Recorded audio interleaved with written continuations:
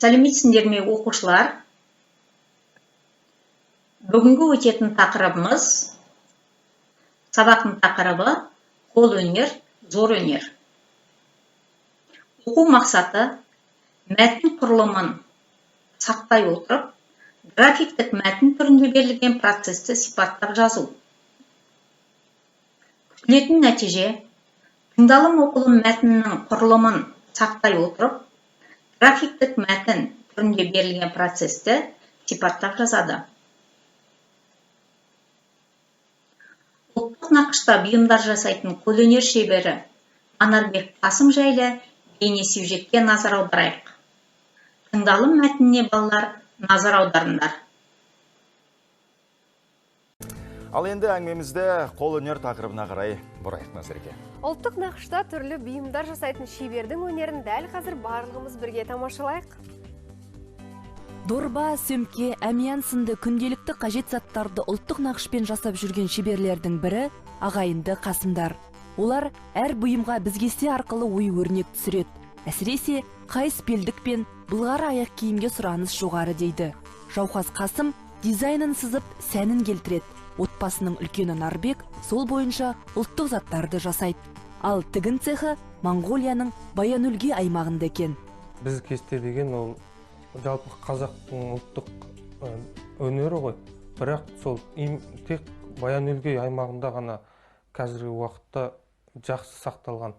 Мысалы, әрбір екінің бірі әйелдер тігеді оны, тұрмысында қолданады.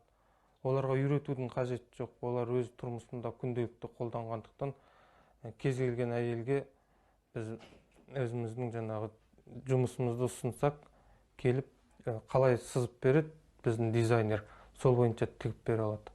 Шекара асып келетін ұлттық бұйымдардың бір жері бүлінсе, Манарбек Қасым ретке келтіреді. Өзі де ер адамдардың белдігін кілт салғыштар жасайды. Ұлттық нақыштағы бұйымдарға сұраныс ерекше, тек олардың бәрін жасауға үлгірмеймін. Сондықтан Моңғолияда ағаммен бірге жұмыс істейтін шеберлердің заттарын алдыртамыз дейді ол. Қолдан тігілгендіктен басқа нелер сияқты емес, сапасы өте жоғары, көпке шыдайды. Ондай көп сынған бүлінген жерлер бұларда кездесе бермейді. Тек түймелерінде ғана кездеседі. Оны осы жерде қайтадан қалпына келтіреміз. Сатып алған адамдар қандай бір не шықса, және түймесі түсіп қалды деген нелер болса, бізге қайтадан алып келеді, біз қайтадан орнына келтіріп жасап береміз.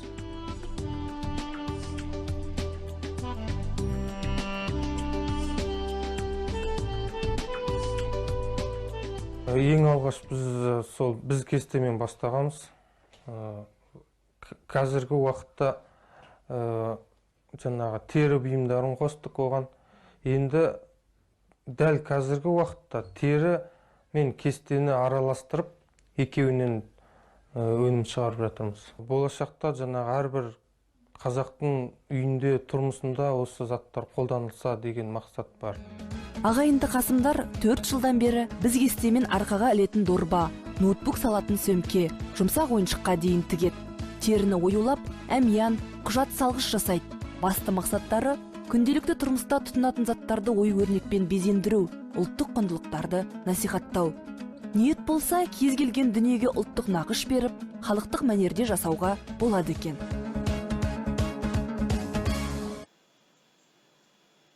Тыңдалым мәтінін тыңдадық балалар. Енді тыңдалым мәтініне байланысты сұрақтарға жауап берейік. Бірінші, қолөнер бұйымдарына қандай бұйымдарды жатқызасыңдар? Екінші, адамның ажарын ашып тұратын қандай ұлттық әшекей бұйымдар бар? Үшінші, теріден жасалған бұйымдардың сапасы жайлы не айтар едіңдер?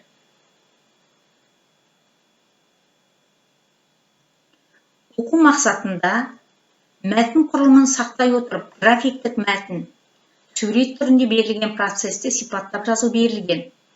Ендеше тыңдалым мәтіндегі графиктік мәтін сурет түрінде берілген ұлттық қолөнердің үздік туындысы әмиянды сипаттап жазайық. Әмиян бұл қыз-келіншектерге арналған былғарыдан тігілген әмиян.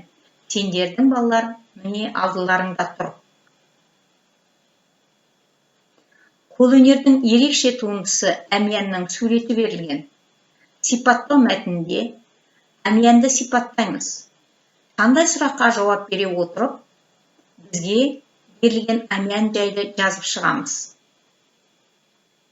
Яғни, көз алдымызда берілген әмиянның сипаттап жазып шығамыз. Яғни, мынандай сұрақтарға назар аударайық. Бірінші, қандай материалдан жасалған? Екінші, қалай әшекейленген? Үшінші, қандай ұлттық нақыш бедерлер түскен? Төртінші, түрі мен формасы қандай? Бесінші, қандай шебердің қолынан шыққан? Мұндай ерекше затты кімнің қолынан көргің келеді? Міне сипаттап жазады екенбіз. Жаңа сипаттау мәтіні туралы қысқаша баяндап бердік. 24-ші бетте бірінші тапсырмаға назар аударыңдар. Бұл оқылым мәтіні. Мәтінді оқып, соңында берілген әшекей бұйымдар жайлы ақпараттармен толықтырыңдар. Қандай стилде жазылғанын анықтаңдар. Оқылым мәтіні бұл зергерлік бұйымдар. Оқылғаннан кейін сұрақтарға жауап береміз. Бірінші, қолөнердің тағы қандай түрлерін білесіңдер? Екінші, көшпенділер мәдениетіне зергерлік өнердің қандай қатысы бар? Оқылым мәтінін оқып болғаннан кейін балалар 24-ші бетте әдеби тіл нормасы берілген. Әрбір сөйлем белгілі бір ойды хабарлап, сұрау мағынасында немесе сан алуан көңіл-күй құбылысын білдіріп тұрады. Сол себепті айтылған сөйлемдегі ойдың мазмұн мағынасына қарай сөйлемдегі бір сөзге мағыналық, яғни логикалық екпін түседі. Ол басқа сөздерге қарағанда сәл ерекшелеу оқылып, дауыс сазы арқылы тыңдаушының назарын сол сөзге аударады. Қалыпты сөйлемдерде логикалық екпін баяндауыштың алдындағы сөзге түседі. Сондықтан оның алдында кідіріс болады. Мысалы, маған зергерлік бұйым қажет. Зергерлік бұйым маған қажет. Сыртқы құрылымы ұқсас сөйлемдерде мағыналық айырмашылық бар. Бірінші сөйлемде маған не қажет деген сөйлемнің жауабы болса, екінші сөйлем зергерлік бұйым кімге қажет деген сұрақтың жауабы. Сондықтан сөйлемде оқығанда логикалық екпінді дұрыс қоя білу қажет. 25-ші бетте 3-ші тапсырма бар.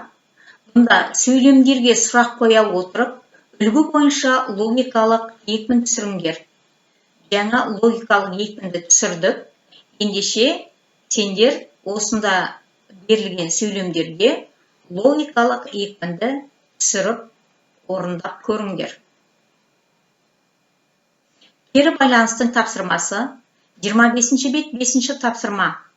Сөйлемді аяқтап, логикалық екпін белгісін қойыңдар.